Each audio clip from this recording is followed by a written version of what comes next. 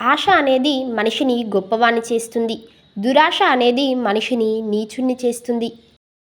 మీరు వర్షం పడాలి అని మొక్కితే ఆ తర్వాత వచ్చే బురద గురించి కూడా ఆలోచించాలి.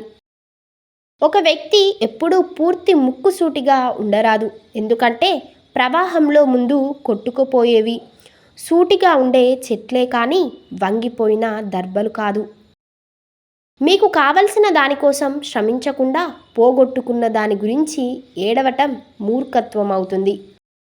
టైం ఎప్పుడూ ఒకేలా ఉండదు. జరిగిన అవమానాలకు వడ్డీతో సహా తిరిగి ఇచ్చే ఒక రోజు వస్తుంది, గుర్తుపెట్టుకోండి. రాత్రి అనేది ఒంటరిగా రాదు.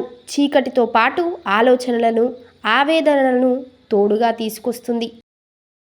50 సంవత్సరాల వయస్సులో కూడా నీ దగ్గర డబ్బు లేకపోతే అప్పుడు కూడా నీవు దాన్ని సరిచేసుకోవటానికి అవకాశం ఉంది.